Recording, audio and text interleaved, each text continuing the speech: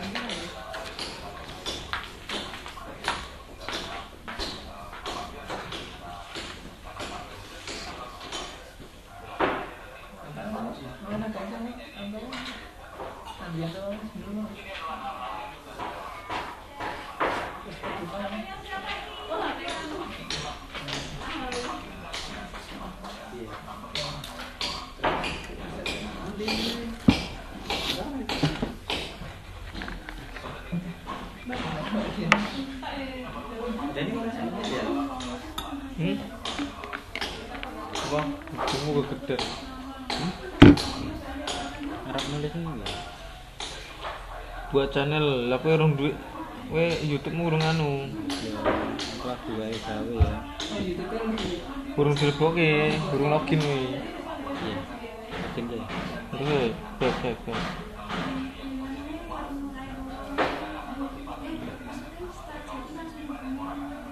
Ya sih.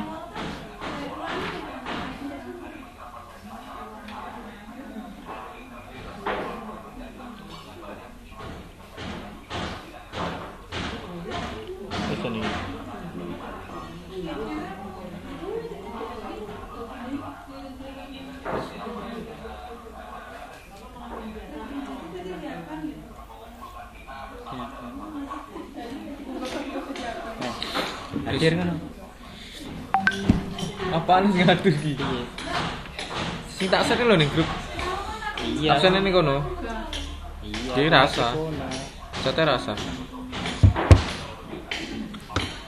Jamur digemari orang. Sudah bisa menciptakan sendiri konten-konten yang positif. Ada notebook, ada smartphone. Bapak Ibu sudah bisa memvideokan sendiri, mengedit sendiri, lalu memposting dan juga mempublikasikannya melalui sosial media. Intinya Bapak Ibu harus dikenal di media massa. Next.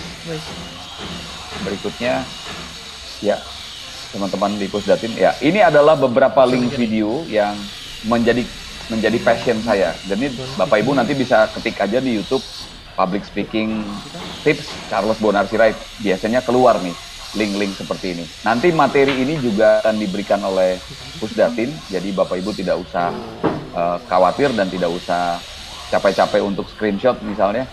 Silahkan aja nanti diminta dan soft copy-nya ini bebas untuk didapatkan oleh Bapak Ibu semuanya. Ini adalah hal-hal yang sudah saya lakukan dan menurut saya masih jauh dari hal yang ideal. Tapi inilah mungkin yang paling dekat dengan kehidupan saya tentang bagaimana saya seorang yang bisa dikatakan juga pendidik berkomunikasi dengan publik. Next. Di situ ada tips-tips public speaking. Nah, Bapak Ibu sekalian, kita baru mulai masuk nih. Itu adalah pendahuluan kepada Bapak Ibu sekalian tentang apa yang sudah saya kerjakan. Dan coba saya sekarang masuk kepada kerinduan saya atau gagasan saya untuk Bapak Ibu sekalian. Sehingga kita bisa berkembang. Nah, di era pandemik seperti ini, tentu kita tahu bahwa kemampuan komunikasi publik itu harus dipelajari.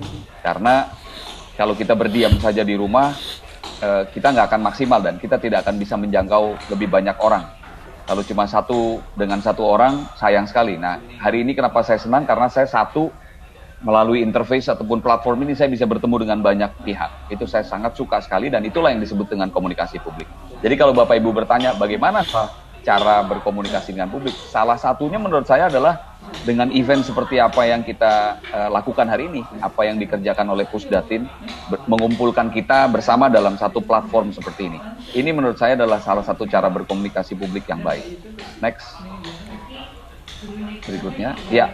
Dan tuntutan kepada kita semua sebagai seorang pendidik, utamanya berkomunikasi, karena filosofi komunikasi itu jauh lebih umum. Public speaking itu hanya salah satu bagian dari pohon besar komunikasi. Yang lebih besar lagi adalah ilmu komunikasi, tapi public speaking itu hanya bagian kecil saja. Nah, saya sangat memiliki perhatian dan saya sangat menyukai kedua hal tersebut. Halaman berikutnya. Nah, kira-kira apa hal yang akan kita bahas selama kurang lebih 1,5 jam ke depan? Tadi saya mulai jam 9, berarti saya harus berakhir kurang lebih sekitar jam 10.30. Itu pun sudah dengan tanya jawab. Jadi mungkin waktu saya hanya tinggal 30 menit lagi. Yang pertama, saya ingin share bahwa sebelum kita melakukan segala macam aktivitas ataupun bentuk komunikasi publik, baik itu yang sederhana maupun rumit, saya pikir kita kuasai dulu saja pola komunikasi yang sederhana. Itu paling tidak ada 3 faktor yang kuat di dalam sebuah komunikasi. Pertama, pengirim pesan, kedua adalah pesan, dan ketiga penerima pesan. Itu saja dulu. Nah, berikutnya nanti akan ada hal bahasan tentang bagaimana impactful communication. Berikutnya ada persuasive communications, dan yang terakhir adalah personal branding. Nah, kenapa ada kaitannya dengan personal branding? Hari ini kita mulai menemukan ada mungkin bisa dibilang bias, tetapi bisa juga disebutkan itulah pasar hari ini. Pasar pada saat ketika saya masih berusia sekitar 5 tahun sampai dengan 15 tahun, pada saat saya masih menempuh pendidikan di bidang sekolah dasar, saya tidak terlalu kenal dengan apa yang disebut dengan sosial media, apa yang disebut dengan gadget. Nggak ada produk-produk itu. Saya adalah generasi X yang Bapak Ibu sudah bisa tebak lah sekarang usia saya berapa. Sehingga pada saat saya lahir, saya tidak dijejali dengan sosial media, dengan smartphone dan alat-alat IT yang lain. Dan pada saat itu saya tidak terlalu mementingkan seorang guru populer atau tidak. Seorang guru yang akan saya masuki kelasnya itu punya followers berapa, punya sosial media apa saja. punya bisa jadi viral ataupun trending topik apa enggak. Saya nggak terlalu peduli terhadap itu. Karena sosok guru yang saya terima pada saat saya masih kecil itu adalah sosok guru yang memang saya tahu persis merupakan produk yang lahir dari generasi di atas saya, yaitu generasi mature dan generasi baby boomers. Guru-guru yang punya kemampuan untuk mengingat sejarah, guru-guru yang bisa bercerita, guru-guru yang bisa membangkitkan semangat. Nah, tapi hari ini saya mau sampaikan bahwa kita berhadapan dengan pasar yang sudah begitu dinamis. Anak-anak yang menjadi salah satu pasar dari Bapak Ibu sekalian ataupun menjadi konsumen Bapak Ibu sekalian, itu sudah punya guru-guru yang lain. Guru mereka itu namanya YouTube, Instagram, dan yang lainnya. Dan mereka semuanya itu sangat terpengaruh dengan satuan ukur yang diciptakan oleh kemajuan teknologi hari ini.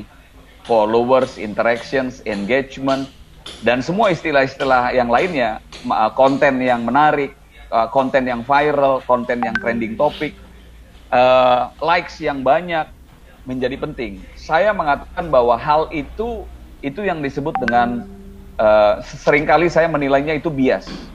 Tapi saya juga memahami bahwa hari ini mereka sebetulnya adalah konsumen kita. Sehingga kalau kita jauh dari mereka, maka sesungguhnya kita nggak akan pernah bisa menarik perhatian mereka terlebih dahulu. Jadi kita tahu bahwa teknik-teknik mengajar atau teknik berkomunikasi dengan publik pada saat zaman 10-20 tahun yang lalu sangat berbeda dengan hari ini. Nah, menurut saya setuju dengan teknologi dan sosial media, tetapi saya nggak terlalu setuju juga sepenuhnya bahwa kita harus terlalu tergantung. Sehingga ini kita yang harus bisa melakukan balancing antara sosial media dengan kompetensi kita. Yang ideal menurut saya, seorang guru mungkin perlu populer, tetapi pada saat yang sama kompetensinya harus seimbang dengan popularitasnya. Nah, kalau hari ini kita lihat ada banyak orang yang tiba-tiba dengan sosial media, popularitasnya lebih tinggi, lalu kompetensinya tidak seimbang, maka yang terjadi di sini adalah gap. Nah, saya berharap kita semua bisa mengisi gap tersebut, sehingga kalaupun kita belum populer, nah kita naikkan popularitas kita untuk mengejar kompetensi kita atau mengejar popularitas guru-guru yang lain. Apakah penting populer itu? Ya nanti kita bisa jawab dan kita bisa diskusikan. Menurut saya penting, tetapi tidak harus menjadi yang mutlak. Nah, itu ada kaitannya nanti dengan personal branding, di personal branding. Tapi sejatinya seperti ini, komunikasi ataupun sebuah pesan itu memang akan menjadi jauh lebih bermakna ketika yang menyampaikannya itu berpengaruh. Itu mungkin bahasa yang lebih menarik. Jadi kalau ditanya apakah Bapak Ibu hari ini saya harapkan bisa populer, saya mungkin lebih senang dengan istilah berpengaruh. Berpengaruh itu bukan saja populer tapi kompeten. Lebih dari sekedar popularitas. Nah, bagaimana cara mempopulerkan diri? Ya, nah, silahkan di Pusdatin mungkin banyak juga literasi tentang itu, dan mungkin ada pembicara-pembicara lain yang lebih kompeten di bidang itu. Jadi itu lebih mikro lagi pembahasannya. Bagaimana bisa lebih populer di YouTube, bagaimana lebih populer di Instagram, bagaimana populer di Twitter dan lain sebagainya. Setiap platform itu memerlukan effort yang berbeda-beda. Next. Dibuka file raiso tuh. Yang pertama dulu ya ini sesederhana ini. Dari gambar seperti ini Bapak Ibu bisa lihat. Itu ada seorang anak kecil di ujung yang memainkan permainan lama ini, mengirimkan suara melalui media. Jadi anak kecil inilah yang pria, kurang lebih analoginya seperti saya dan Bapak Ibu pendidik. Lalu seutas tali ini dan juga ada alat seperti ini adalah medianya. Media itu sekarang bisa macam-macam, bisa pertemuan tatap muka, offline yang dulu kita sering kerjakan, tapi sekarang menjadi tidak sering kita kerjakan karena pandemi COVID-19 ini, berarti menjadi virtual, menjadi online. Lalu ini adalah penerima pesannya, yang wanita ataupun adik kecil yang menggunakan baju warna pink. Saya selalu melihat sesederhana ini saja pola komunikasinya. Karena kalau saya buat terlalu jelimet gitu, akan sulit. Jadi sesederhana ini bagaimana saya mengirimkan sebuah pesan kepada orang lain dan pesan itu bisa ditangkap. Sesederhana itu. Saya mencoba selalu sebelum mengajar membuat filosofi umum di dalam kepala saya seperti itu. Artinya mau sekompleks apapun materi pelatihan saya, Kalau saya nggak bisa menyederhanakan seperti ini, ya percuma aja, nggak bisa nyampe gitu pesannya ke orang lain. Next. Keamanan juga ya. Uh, Penyimpanan otomatis. Ini ada kutipan yang menarik ya, bahwa memimpin pada dasarnya adalah perkara mempengaruhi dan meyakinkan orang lain. Nah, kenapa guru ataupun pendidik saya sebut sebagai pemimpin? Ya karena sederhana saja, pada dasarnya semua orang ketika masuk harus mendengarkan seorang pendidik. Kan semua orang kan berusaha mengorbankan kepentingan pribadinya, mengosongkan atau mengkonsentrasikan pikirannya kepada seorang tokoh. Nah, maka saya sangat yakin bahwa seorang guru itu atau seorang pendidik harus memiliki keyakinan bahwa pada saat dia mengajar, dia sesungguhnya bukan hanya mengajar, dia sesungguhnya sedang memimpin. Jadi kalau ada guru-guru ataupun pendidik yang nggak terlalu suka dengan ilmu kepemimpinan, ya menurut saya agak aneh gitu loh. Jadi kita harus tahu bahwa kalau kita lagi di kelas dan kita sedang berbagi, itu sebetulnya bukan hanya kita sebagai seorang sharer atau seorang yang sedang sharing the knowledge, tapi kita sedang leading the knowledge, lead people, memimpin gitu. Jadi, nah kalau di kepemimpinan itu ada persoalan tadi yang sering dikatakan oleh Kate Lutman dan juga Eddie Erlandson ini, penulis buku Millennials 2020, kalau tidak salah, saya kutip dari bukunya yang saya miliki. Jadi kita harus mampu nih mempengaruhi dan meyakinkan orang lain. Nah, pada banyak permasalahan di kelas atau pada banyak permasalahan di ruang-ruang komunikasi publik, seringkali guru tersebut atau siapapun atau saya kadang-kadang justru tidak bisa mempengaruhi dan meyakinkan orang lain. Nah, ketika orang lain mulai tidak bisa kita pengaruhi dan tidak bisa kita yakinkan, di situ kelihatannya brand ataupun citra image dari seorang pendidik yang dianggap lebih pintar dan lebih bisa memimpin itu mulai terdegradasi atau terkurang ya, atau berkurang atau decrease. Itu yang saya pikir jangan sampai terjadi. Next, halaman berikutnya masih juga tentang memimpin pola sederhana. Boleh dipindahkan slide-nya. Oke. Ini pandangan yang lain dari Jack Canfield, penulis buku The Success Principle. If you don't believe in the messenger or leader, you don't believe the message. Nah, ini menurut saya kalimat yang sangat menarik ya, sangat sederhana, dan dari sini saja saya bisa lari kemana-mana. Kalau saya nggak percaya sama pendidik, atau saya nggak percaya sama orang yang akan menerangkan materi pendidikan, saya pasti nggak akan bisa percaya juga sama pesannya. Jadi Bapak Ibu bisa bayangkan kan, persoalan kita sebagai pendidik itu berat banget. Berat karena apa? Sebelum kita ngomong soal konten, orang harus percaya dulu bahwa kita tuh memang benar seorang pemimpin. Nah, coba dibayangkan kalau kita sendiri tidak mendapatkan persepsi itu dari para anak didik kita, bagaimana mereka mau mempercayai pesan kita? Jadi memang saya yakin Pusdatin Kemendikbud punya peran di sini. Kita harus bantu bagaimana caranya para guru ini yang sudah mungkin waktunya banyak habis untuk keperluan pribadinya, keperluan pengembangan dirinya, keperluan mempelajari konten ataupun materi pendidikannya, masih harus dibebani lagi dengan persoalan dirinya harus populer. Nah, popularitas itu yang saya harap hari ini kita juga bisa duduk bersama-sama. Itu ada rumah belajar, ada TV edukasi, ada suara edukasi, ada banyak platform, silakan dimanfaatkan. Dan juga ada materi-materi yang bisa Bapak Ibu, platform berkomunikasi dengan publik yang Bapak Ibu bisa siapkan sendiri. Instagram sendiri, Facebook sendiri, akun Twitter sendiri, dan lain sebagainya. Akun YouTube sendiri. Jadi Bapak Ibu memang harus bisa dipercaya gitu loh. Dan untuk mendapatkan kepercayaan dari publik itu memang tidak mudah. Ya tadi, dibina, dibangun terus. Harus seperti tanaman dipupuk terus. Nama baik, reputasi itu terus harus dipelihara. Next. Halaman berikutnya. Nah, ini adalah gambar-gambar saja. Jadi menurut saya Bapak Ibu adalah pusat perhatian dari publik. Maka harus sadar betul bahwa penampilan Bapak Ibu di depan publik itu harus menarik.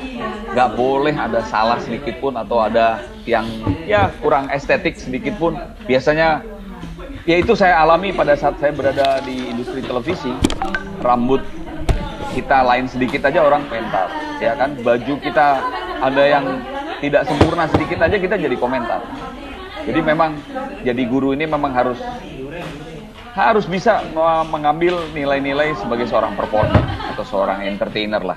Next, pusat perhatian publik. Bapak Ibu juga harus mampu menarik perhatian publik. Kita nggak terbayang kalau di kelas Bapak Ibu semuanya setelah diajar ada yang tidur, ada yang dimatikan kamera videonya. Saya paling nggak mau tuh kalau saya ngajar kamera videonya dimatikan. Saya selalu minta sama mahasiswa saya buka semuanya.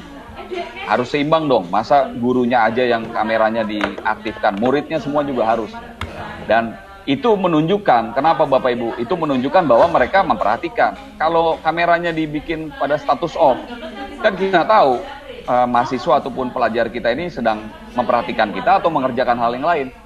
Jadi nanti pada saat semua kelas online, peraturan yang harus dibuat itu pertama adalah buka itu kameranya. Jangan pernah Bapak Ibu bisa menerima excuse ya bahwa oh ya saya lagi ada, ya kita mungkin 1-2 orang ada excuse yang benar gitu ya. Tapi mayoritas kalau Bapak Ibu memperlakukan semua kelas boleh menonaktifkan kamera, ya sulit Bapak Ibu seperti berbicara kepada notebook saja sendiri, seperti berbicara kepada robot. Jadi nilai interaksinya nggak ada. Harus bangun semua orang mendengarkan pada saat Bapak Ibu menerangkan. Next. Halaman, ya kita juga tidak berharap apa yang disebut dengan customer kita ataupun audiens kita tertidur seperti ini. Jadi mereka semua harus bisa terjaga. Nah, membuat mereka terjaga itu yang ya tidak mudah. Maka harus ada topik yang menarik. Selain konten yang menarik, Bapak juga harus punya skenario. Skenario pengajaran seperti apa yang menarik. Berikutnya. Halaman berikutnya, Mas. Ya, ini biar lebih relevan, foto saya sendiri saya tampilkan, nggak apa-apa ya Bapak Ibu ya. Saya mohon izin. Ini adalah beberapa finalis Putri Indonesia. Saya diminta untuk mengajar public speaking. Ya, kalau Bapak Ibu lihat sih, mungkin hanya, ya so far kalau Bapak Ibu lihat dari foto ini, ya coba dilihat aja, ada nggak mereka yang tidur? Mudah-mudahan sih nggak ada ya. Nah, saya selalu bermain juga dengan kemampuan syaraf mereka supaya bisa terbuka terus gitu loh. Jadi kalau mereka ada yang tidur, mereka merasa akan rugi banget gitu. Next. Nah, ini adalah impactful communication. Kita masuk, boleh dibesarkan sedikit Mas, supaya saya bisa lebih membaca slide-nya dibesarkan ya. Saya dikecilkan aja. Jadi impactful itu sebetulnya adalah, impactful is an adjective that has some meanings. Dia memiliki pengertian bahwa impactful itu adalah memiliki kekuatan untuk mendapatkan rasa bersimpati, rasa simpati. Jadi kalau ini nggak bisa kita dapatkan dari pendengar kita, memang agak sulit pengajaran itu pindah. Nah, di impactful itu juga ada rasa rasa kecintaan atau rasa ingin berbagi. Jadi kalau Bapak Ibu bisa memiliki kemampuan impactful communication, rasanya orang lain tuh akan sangat rugi kalau tidak mendengarkan para pendidik sedang berbicara. Next. Impactful juga punya arti ataupun sinonim mempengaruhi, berpengaruh, berdampak. Ada sisi emosional, ada moving, impressive dan juga touching. Nah, oleh karena itu, ini sebetulnya akan lebih menarik kalau kita masih ada di era offline teaching.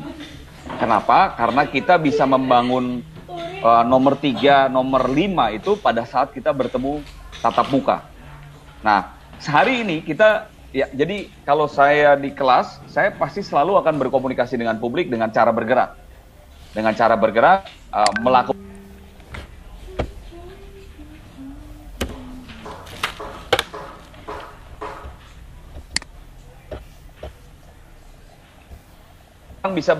bisa jadi pengajar karena kita pernah lihat dia misalnya menjadi punya katakanlah punya sertifikat mengajar, tetapi dia punya akun YouTube yang terus memberikan inspirasi.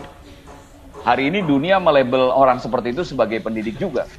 Nah, itu berarti adalah salah satu yang bisa kita jadikan salah satu acuan ataupun salah satu cara ataupun salah satu kesempatan untuk kita bisa apa yang menarik dari orang tersebut yang kita bisa pelajari. Next, ya. Jadi communication, karena saya bergerak di bidang communication dan tadi adalah impactful. Ternyata communication itu berkomunikasi dengan publik. Berarti kan salah satu kata kuncinya adalah komunikasi. Saya terus mencari apa istilah arti ataupun definisi komunikasi. Ternyata dari istilah ataupun bahasa Latin, saya menemukan communication itu disebut-sebut dengan communicare atau communicare. Saya nggak ngerti bagaimana melafalkannya, tapi artinya, meaningnya adalah to share. Jadi ternyata hari ini juga generasi muda itu lebih senang mendapatkan sharing daripada mendapat. Yang saya lihat ya, ada beberapa yang entah kenapa terlalu happy dengan kata teaching. Dari beberapa generasi milenial yang saya hadapi, mereka lebih senang kalau saya sharing. Padahal sebetulnya saya sedang teaching. Ya, jadi untuk menarik perhatian generasi milenial, kadang-kadang di beberapa kelas saya tidak mengatakan selamat pagi, saya Charles Bonar Sirait, hari ini saya ingin mengajar Anda gitu. Kesan mengajar itu, kata mengajar itu kayaknya hari ini mulai mendapatkan begitu banyak lawan atau terdegradasi dengan kata sharing. Itu mungkin bisa kita kaji lagi dalam pembahasan berikutnya atau nanti kalau masih ada waktunya. Jadi to share. Nah, to share itu Bapak Ibu silakan cari tahu sendiri, tapi yang jelas komunikasi ini adalah serangkaian tindakan Bapak Ibu yang mengarah kepada maksud dan tujuan untuk mendapatkan pemahaman dari orang lain dengan cara Bapak Ibu melakukan sejumlah pemahaman terhadap tanda-tanda dan apa yang disebut dengan semiotika. Nanti bisa cari referensinya apa yang disebut dengan sains dan juga semiotik. Nah, hal-hal yang lain, ternyata komunikasi itu tidak sederhana kita ngomong, tapi komunikasi itu ada sejumlah perencanaan, ada sejumlah ide dan gagasan yang harus dirancang dan dibentuk. Lalu setelah itu dikomposisi, dan setelah itu dipindahkan atau ditransmisikan melalui berbagai macam cara. Bisa melalui materi pengajaran, bisa melalui pengiriman sinyal, dan hal-hal lainnya. Ya, jadi ternyata berkomunikasi itu tidak sesederhana kita hanya ngomong, tetapi perlu juga dengan perencanaan. Next. Ya, ini adalah tanda-tanda yang tadi saya sebut dengan impactful ataupun communication. Jadi ada affecting, emotional, moving, impressive, dan touching. Ini perlu dilakukan dengan berbagai cara. Jadi nggak bisa misalnya kita membuat game atau kita membuat satu permainan atau kita membuat suatu role play. Kita harus terus selalu berubah. Apalagi dalam waktu misalnya kita mengajar 2 jam, 3 jam. Kalau role play-nya begitu-gitu terus, pasti kemampuan untuk bisa menyentuh emosi, impresif, dan lain sebagainya akan berkurang. Jadi harus dilakukan dengan berbagai macam approach dan perspektif. Next. Nah, ini yang tadi saya sampaikan, ternyata untuk bisa kita, tadi ada disebut kalau tidak salah di slide yang paling depan, bahwa untuk bisa menjadi leader itu kita harus bisa melakukan kemampuan untuk bisa mempersuasi orang lain. Nah, saya mencoba mencari literasi, apa itu yang disebut dengan persuasive communication. Ternyata berhubungan dengan alam bawah sadar, hukum alam bawah sadar, untuk bisa mempersuasi dan mempengaruhi orang lain. Jadi ada yang disebut dengan dorsolateral prefrontal cortex yang ada di kepala manusia, dan itu biasanya bisa disentuh dengan opini publik atau menciptakan opini. Nah, opini publik sangat bisa dilakukan oleh seseorang yang memimpin ataupun mendominasi sebuah pertemuan atau sebuah forum. Seperti hari ini kita lihat yang sedang berbicara adalah saya. Maka saya sangat punya peluang untuk bisa menciptakan opini. Opini apa yang saya bentuk sekarang adalah opini bahwa seorang pengajar ternyata harus mampu berkomunikasi dengan publik. Orang lain mungkin bisa melihat dalam konteks yang lain, tapi saya hari ini membatasi maksud dan tujuan saya untuk bisa berkomunikasi dengan Bapak Ibu hanya pada opini yang sempit, yaitu komunikasi publik. Jadi Bapak Ibu sesungguhnya di dalam kelas itu adalah seorang public opinion maker. Kalau Bapak Ibu tidak bisa membentuk sebuah opini, ya tentu Bapak Ibu belum memaksimalkan kemampuan menjadi seorang pengajar ataupun pendidik. Next. Berikutnya, nah ini yang tadi ya kurang lebih saya ambil bahannya dari beberapa bab yang Bapak Ibu bisa lihat di bawah teksnya. Memang ada di kepala manusia itu apa yang disebut dengan dorsolateral prefrontal cortex atau semacam ya bagian tubuh manusia di kepala yang bisa membentuk opini, yang akhirnya menerima sebuah kenyataan dan membentuknya menjadi sebuah opini ataupun sebuah keyakinan. Jadi keyakinan ini yang harus Bapak Ibu dalam tanda kutip ditransferkan kepada murid ataupun peserta didik kita. Next. Ini adalah bagian lain dari apa yang tadi saya sebut dengan prefrontal cortex tadi, bahwa hukum alam bawah sadar manusia itu ternyata kalau mereka bisa disentuh di bagian dari mulai kepala sampai dengan ke ujung kakinya. Nah, salah satu caranya adalah menampilkan tadi gambar untuk membentuk tadi image impresif, image bahwa kita ada emotional, inspirational dan lain sebagainya. Maka guru di zaman hari ini tidak mungkin bisa berjuang lagi sendiri seperti pada saat zaman dahulu ketika media belum terlalu banyak ada. Karena hari ini para peserta didik kita sudah dijejali dengan begitu banyak media ataupun dijejali dengan begitu banyak devices ataupun alat-alat. Nah, sehingga guru memerlukan alat bantu menurut saya. Pendidik memerlukan alat bantu. Yang hari ini saya lakukan alat bantunya adalah alat peraga yang ada di depan. Bisa juga dalam bentuk video. Tapi saya merasa hari ini saya cukup menggunakan materi bantu yang di depan. Dan ini harus dicari sendiri. Next, kita percepat saja karena 5 menit lagi sudah harus tanya jawab. Nah, yang terakhir adalah personal branding. Personal branding ini menurut saya sudah tadi saya jelaskan di lingkaran keempat. Jadi tadi memahami pola komunikasi yang sederhana, lalu yang kedua impactful communication, yang ketiga adalah persuasive communications, dan personal branding. Ini yang menurut saya nggak ada terlalu banyak kaitannya sebetulnya dengan materi ajar kita, tetapi ini terkait dengan eksistensi. Nah, ternyata para pendengar atau para pelajar hari ini tuh mempersoalkan persoalan dikenal atau tidaknya seorang pendidik. Dan disinilah perlunya personal brand. Materinya nanti Bapak Ibu bisa baca, tapi saya sedikit ke belakang saja. Next. Personal branding itu artinya Bapak Ibu menunjukkan otentisitasnya. Setiap orang punya personal brand yang berbeda-beda. Jadi antara satu guru dengan guru yang lain harus punya keunikannya sendiri. Kalau satu guru ini misalnya agak eloquent atau agak mahir di dalam bercerita, nah guru yang lain, wah saya harus mahir dalam mempertunjukkan permainan misalnya, atau hal-hal yang lainnya. Next. Ini adalah pemahaman tentang personal brand, tapi saya mau lihat aja ke contoh yang lebih konkret karena sudah waktunya 5 menit lagi tanya jawab. Next. Nanti Bapak. Nah, ini adalah beberapa tokoh di era saya yang saya rasa sudah mulai berubah ya. Kalau kita lihat pembicara itu ada Oprah Winfrey. Kalau kita lihat ada seorang miliuner yang juga punya kemampuan untuk menciptakan IT, ada Bill Gates.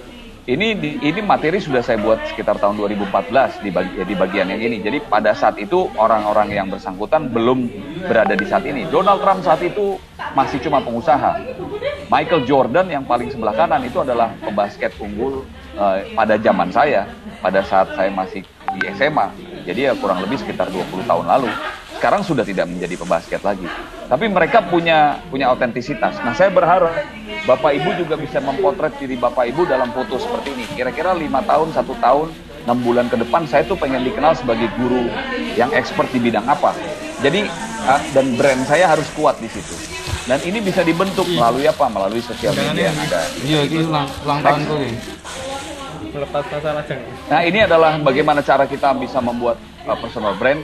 Ada frameworknya, internal, financial, external, dan knowledge dan learning. Ternyata knowledge dan learning itu sangat penting buat kita.